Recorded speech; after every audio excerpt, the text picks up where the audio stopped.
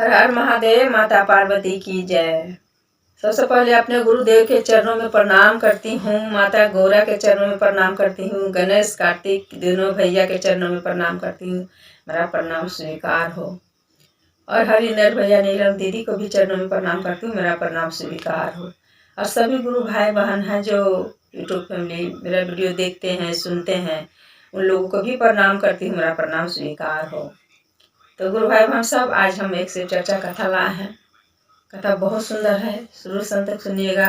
अगर अच्छा लगे तो लाइक कर दीजिएगा, शेयर कर दीजिएगा। कमेंट बॉक्स में हर हर महादेव जय लिखिएगा।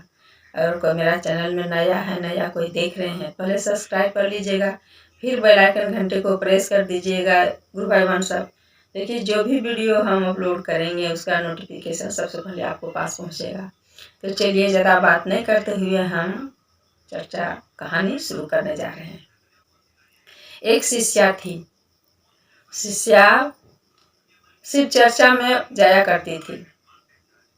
इस तरह के बहुत दिन जा रही थी। भगवान से दया मांगी, प्रार्थना की कि हे गुरुदेव, हे प्रभु, हमको भी एक पुत्र दे दीजिए, ताकि एक दिन हम आगे चल के अपना बेटा को शादी ब्याह करेंगे, घर में बहू आएगी तो हम चर्चा भजन करने में हमको ठीक रहेगा। अकेले हैं तो घर में काम करते हैं, नहीं हो पाता है, बहुत परेशानी में रहते हैं। तो इस तरह बोल के गुरुदेव से एक बेटा मांगी। उस शिष्या के एक बेटा हो गया। कुछ दिन बीतते गया, उसका बेटा सयान हुआ तो सोची कि चलो बेटा को शादी करते हैं। गुरुदेव से दया मांगी थी कि मेरी बहू भी खूब बढ़िया मिले, खूब अच्छी मिले। तो भगवान की कृपा से शादी हो गया। बहू आ गई घर। जब बहू आ गई तो उसकी सास चर्चा में मंदिर जाने लगी। हर सोमवार के मंदिर जा रही थी, बीच बीच में भी जा रही थी। किसी के घर में भी जब चर्चा होता था वहाँ भी पहुँचती थी। मतलब जहाँ सुन लेती थी कि वहाँ चर्चा हो रहा है तो पहुँच जाती थी, या उसको कोई बोले या ना बोले, चर्चा में पहुँचती थी। तो इस तरह से बहुत दिन जा रही थी। उसका जब भी चर्चा से आती थी शिव शिष्या, तो उसकी बहू बहुत आदर मान से बढ़िया से खाना वाना बना के और खिलाती थी। तो अगल बगल में जो पड़ोसन थी उस सब को पसंद नहीं था। वो सब चाहती थी कि इसका घर में कब झगड़ा हो। गुरु भाई बहन सब, जब अगल बगल में किसी घर जब खुश देखने लगता है ना, तो एक आध दो ऐसा होती है जो उसको घर को कैसे हम बर्बाद करें, तो वो उसका पीछे पड़ जाता है उसका घर को बर्बाद करने के लिए। तो इसी तरह हुआ वो शिष्या के घर। जब इस शिष्या बहन मंदिर जाती थी तो उसका बहू को बहुत उल्टा पलटा सिखाती थी, उल्टा सीधा बहुत सिखाती थी। ये तेरी सास मंदिर जाती है, खाती इतना खाना, मंदिर जाती है, टाइम पास करके आती है, तुमको अकेले घर में काम करने के लिए छोड़ देती है तेरी सास, तुम अकेले करते रहो, वो मंदिर में जाके टाइम पास करती है। इतना रोटी बनाती है, खिलाती है और जाके मंदिर में टाइम पास करती है। उसको थोड़ा कम कर दो खाना, तब वो मंदिर जाने के लिए छोड़ेगी। तो जैसे अगर बगल में सिखाई, ये तो सीधी थी, इसको पता नहीं चला। जैसे जैसे सब बोली तो सुनी, सोची इसे ठीक है बोलती है, खाना बना देते हैं, खाती है तो मंदिर जाती है। तो चलो, ये जो सब बोल रही है अगल बगल के चाची सब, तो इससे सब बात ठीक कर रही है, हमको इसी तरह करना है, तब माँ जी मंदिर नहीं जाएगी प्रतिदिन। वो शिष्या जो थी उसको दान करने का बहुत ये था। जब उसको 4 रोटी मिलता था तो 1 रोटी मतलब गाय के नाम पर वो निकालती ही थी, अपना अंश का खाना वो निकालती थी। तो उसका बहू को पढ़ाया, अगल बगल में सब पड़ोसन सब, कि सास को तुम रोटी नहीं देना खाने के लिए। तो शुरू में जब 4 रोटी खाने के लिए दे रही थी, तो जो शिष्या बहन थी वो 4 रोटी में 1 रोटी निकाल देती थी गाय के लिए, और 3 रोटी खाती थी। तब उसकी बहू सोचती थी 4 रोटी दिए तो 1 रोटी तो निकाली, गाय के लिए 3 रोटी खाई, तो अब हम 3 रोटी देंगे खाने के लिए। उसका दूसरा दिन 3 रोटी देने लगी खाने के लिए। तो 3 रोटी में फिर 1 रोटी गाय के लिए निकाल दे रही है, गाय या दान करने के लिए, कोई भूखा आ जाएगा तो उसको दे देंगे। और फिर उसमें से 2 रोटी खा ली। फिर उसकी बहू कहती है आई, फिर तीसरा रोटी में एक रोटी रखी और फिर दो रोटी खाई है। आप ही उसका तीसरा दिन में वो दो रोटी खाने दी अपनी सास को। चर्चा साथी थी, जब खाना मांगते दो एक रोटी देती थी, दो रोटी में फिर से एक रोटी निकाल देती थी और एक रोटी खाती थी। अब धीरे धीरे क्या होगा कि एक रोटी देने लगी उसे बहू खाने के लिए, कि देखते हैं कितना रोटी निकालती है दूसरे के लिए, खाना बर्बाद करती है और कैसे क्या खा कर रहती है, सब देखते हैं। सब हो गई है ज़्यादा मतलब समझदार है जो ये निकाल दे रही है दूसरे को खाने के लिए और अपने नहीं खा रही है, तो अब से इसको हम एक के रोटी देंगे। उसकी बहू कहा कि एक की रोटी दे खाने के लिए, तो ये रोटी में आधा रोटी निकाल दी गाय के या किसी के लिए, उसके बाद आधा रोटी वो खुद खाई। इस तरह से जब उसको साथ होने लगा, एक रोटी मिलने लगा उस शिष्या बहन को, तब वो धीरे धीरे धीरे धीरे कमज़ोर हो जाने लगी, धीरे धीरे कमज़ोर हो गई इस तरह का। तो उसका बेटा जो था कहीं कमाने गया था, बेटा आया तो बेटा बोल रहा है कि माँ तुम धीरे धीरे इतना कमज़ोर कैसे हो गई हो, अब तो तुमको मोटी होना चाहिए, तेरा घर में बहू आ गई है, खा पियो मस्त रहो, तो धीरे धीरे तुम इतना कमज़ोर काहे हो गई। तो माँ कहती है कोई बात नहीं बेटा, मेरा शरीर है, अब धीरे धीरे बुढ़ापा आ रहा है, तो क्या बुढ़ापा में तो कमज़ोर हो ही नहीं जाएंगे। बेटा को नहीं बता रही थी, सिर्फ शिष्या थी। कौन अपना घर का झगड़ा चाहता है, शांति चाहता है, चाहता है चलो भाई मेरा घर खुश रहे, शांति रहे, मेरा बेटा वो ठीक रहे। तो इस तरह के वो सीधी थी, सिर्फ शिष्या बहन जो थी वो भी सीधी थी। तब जब वो बोलती है शिष्या बहन के बहू को अपने पति से कि जी मेरी माँ बहुत दिन से आई नहीं है, तो जाइए मेरी माँ को ले आइए, कुछ दिन यहाँ रहेगी।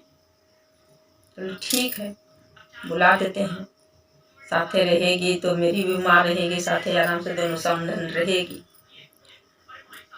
अब उसको क्या किया कि तो अपनी सास को एक रोटी खाने के लिए देती थी और दूसरे में कपड़ा भी फटा चिटा देती थी पहनने के लिए, सूतने के लिए भी उतना साधन है, फटल फटल खटिया उटिया में, टूटल फुटल खटिया में देती थी सोने के लिए, जिसमें कि आधा शरीर खटिया में आधा शरीर जमीन में आ जाता था, उस टाइप के।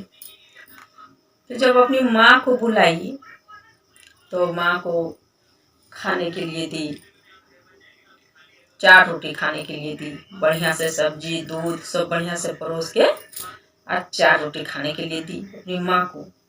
और अपनी सास को नमक से 1 रोटी दे दी खाने के लिए, नमक के साथ।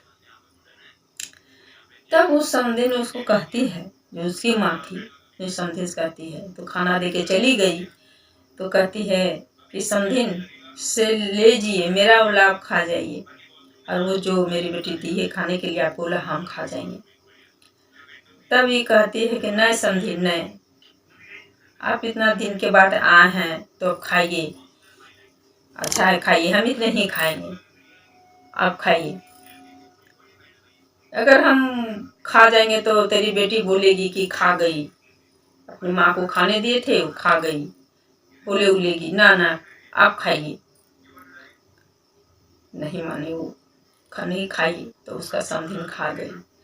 जब सोने के लिए बिछौना जब देने लगा तो उसको वो अपनी माँ को बढ़िया से एकदम पलंग में राजा तो सब दे के गद्दा वाला अपनी माँ को सुला रही है।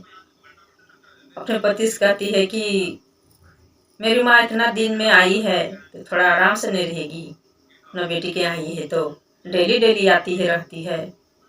तो अपना माँ को बहुत बढ़िया गद्दा में सोने दी, आज सास को वही टूटल खटिया में, जो आधा शरीर जमीन के नीचे रहता था, जमीन में आधा शरीर खटिया में, इस तरह के वो सोती थी। तो वो जब गद्दा लगा के चल गई उसका बेटी, तब फिर समधिन में कहती है उसका जो बेटा के सास थी उससे, वो कहती है समधिन आप आ जाइए, यहाँ पलंग में सो जाइए गद्दा में, हम चल जाते हैं खटिया में। तो फिर कहती है ना ना समधिन आप तो, हम तो डेली सोते ही हैं, आज सो रहे हैं टूटल खटिया में, डेली तो हम सोते ही हैं गद्दा में, तो आप इतना दिन में आए हैं बेटी के घर, आप सो जाइए। नहीं नहीं हम नहीं सोतेंगे, नहीं सोती, बोली कि नहीं नहीं सुतेंगे। तो पहनने के लिए जो कपड़ा दी थी फटल फुटल पहनने के लिए बूढ़ी माँ को, इसको समधिनिया को, जो सास की शिष्या बहन, और अपनी माँ को बढ़िया साड़ी दी है पहनने के लिए। तो जो बढ़िया साड़ी दी पहनने के लिए, इसको फटल जा दी साड़ी, तो वो वाला भी कह रही है, उसकी माँ कहती है अपना समधीन से कि समधीन लीजिए मेरा लिए वाला सड़िया बढ़िया का पहनिए, आप बोला हमको दे दीजिए पहनने के लिए, किसी तरह तो हमको रात सोना है, सुबह भी तो हमको अपना घर जाना है, सो लीजिए ये वाला हमको दे दीजिए, फटल का पहने, अच्छा वाला पहन लीजिए। तो फिर कहती है ना समधीन, ना ना ना, आपको बेटी दी है वाला पहनने के लिए, आप पहनिए, आप डेली आते हैं, आप पहनिए ना आराम से, हम यही में ठीक है, हम इस यही वाला पहने हैं, बोला ठीक है ये वाला।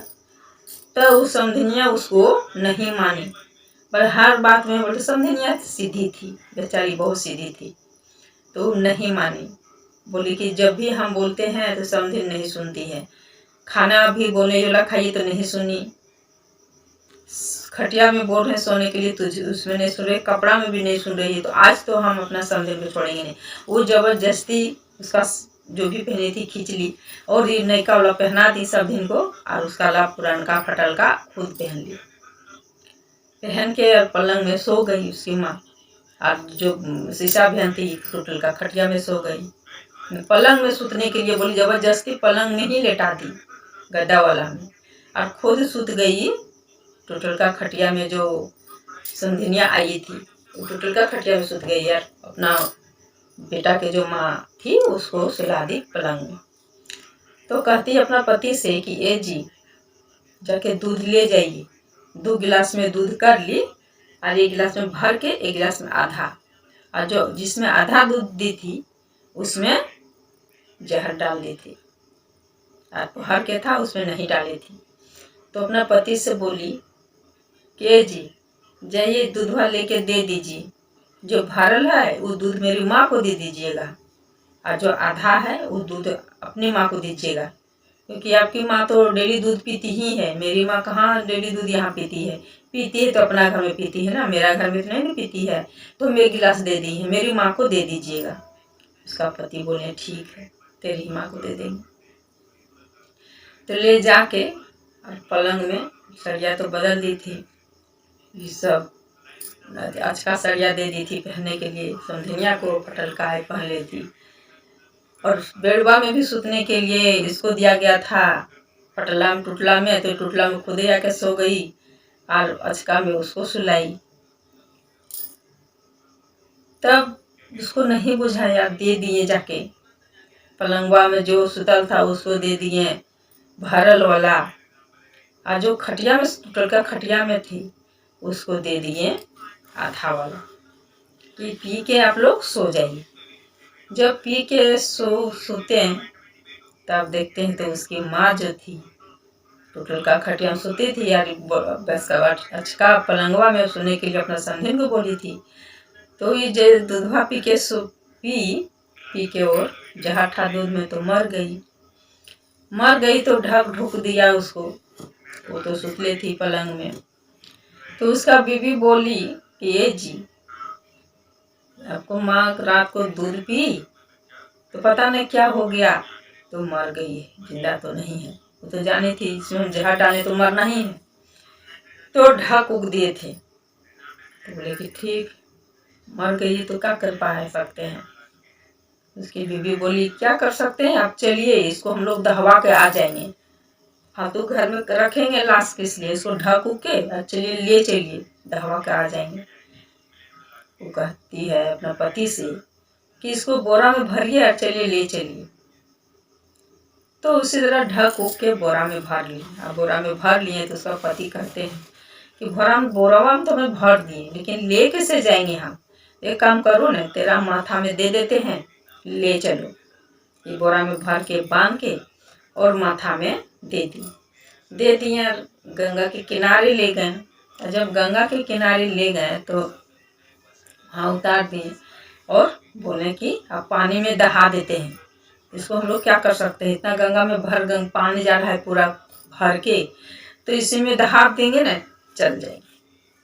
तो लेके गंगा में दहा दिए। दहा दिए तो और इन लोग वापस आने लगे कि अब चलिए हम लोग घर आ रहे हैं। तो सोचें कि हम लोग घर जा रहे हैं, चुपचाप इस तरह के हो गई है आपकी मम्मी माँ, तो कैसे लोग जानेगा कि नहीं रहे, मर गई सो। आप तो ऐसा काम करिए ना, कुछ हम लोग गाना गाते गाते चलिए ताकि सबको पता चल जाए कि हाँ इसकी माँ मर गई है। अरे तो सब खोजेगा तो हम लोग क्या जवाब देंगे। तो इस तरह पता चल जाएगा कि उसकी माँ मर गई है। तो एक गाना गाते गाते चलिए। उसका पति बोले क्या गाना गाते गाते चलेंगे, माँ मर गई तो इसका गाना क्या गाते हुए जाएंगे रास्ते में। तो बोले हाँ गाना गाते हुए चलिए, तब पता चल जाएगा धीरे धीरे, नहीं तो मोहल्ला में हम लोग को सब पूछेगा तो जवाब नहीं दे पाएंगे। उसका पति बोले ठीक है तो गाओ। तब उसका पत्नी गाती है, आय हो दादा पियवा कमैया दहल जा है, आय हो दादा पियवा कमैया दहल जा है, आय हो दादा पियवा कमैया दहल जा है। इस तरह के ये गाते गाते जा रही थी। तो अपना पति से कहती है कि ए जी सिर्फ हम ही गाएंगे, आप भी तो कुछ गाइए, आपको भी तो गाना है, गाइए, खाली हम भी गाएंगे तो अच्छा नहीं रहेगा, कुछ आप भी गाइए। उसका पति बोलते हमको उतना गाना नहीं आता है, हम क्या गाएंगे। तो गा रही है ना, गाओ, हमको नहीं आता है, हम नहीं गा पाएंगे, मेरी माँ मरी है तो हम क्या गाएंगे, हमको नहीं आएगा गाने के लिए, तू ही गाओ जो गाना है। तो उसका पत्नी बोलती ऐसा नहीं होता है, गाना पड़ेगा, आपको भी गाना पड़ेगा, गाइए। बोलते हैं ठीक है गाते हैं, आय हो दादा घरवा जैबू तब बुझाई, आय हो दादा घरवा जैबू तब बुझाई, आय हो दादा घरवा जैबू तब बुझाई। इस तरह का उसका पति गा रहे हैं। तो बोलते हैं क्या बोल रहे हैं जी, घरवा जेबू तब बुझाई, हम जैसे गाए वैसे कहे ना आप गाएं, आप कैसे कैसे गाते हैं। उसका पति बोले हमको जो आता है वो हम गाएं, तो उनको जो आया वो गाई। तब बोले अच्छा कोई बात नहीं, चलिए। कहते थे जैसे घर वहाँ जा रहे हैं दरवाजा के सामने, तो देखते हैं कि उसकी सास आराम से नहा धो के नया नया कपड़ा, तो उसकी समधिन पहनेवे की थी, अपना वाला जो उसका बेटी दी थी पहनने के लिए, वो अपना समधिन को पहनाई थी। नया नया कपड़ा पहन के दुआरी में झाड़ू उड़ू करके खाना उना बना के और बैठी है, हुक्का टांग गुड़ गुड़ गुड़ गुड़ कर करके दुआरी में सब पहुंचा है, दरवाजा में देख रही है। तो अपनी सास को देखी है कि हुक्का पी पी के बैठी है, यानी कि वो मेरी माँ थी। वो जो गाना गा रहे थे यही चीज गा रही थी, घरवा जेबू तब बुझाई, यानी कि मेरी माँ थी, मेरा साथ धोखा हुआ है, मेरी माँ के साथ धोखा हुआ है। आप अपने सास को देखिए, पूरा कपाल पीटने लगी और रोते रोते रोते रोते चली गई अपना मैके। मैके गई तो वहाँ कहती है जाके अपने भाई भौजाई से, रोती है और कहती है कि माँ मर गई, मेरे पति माँ को मार डाले और लेके दहवा दिए। जाके अपना भाई को सुनाने लगी, भाई भौजाई को।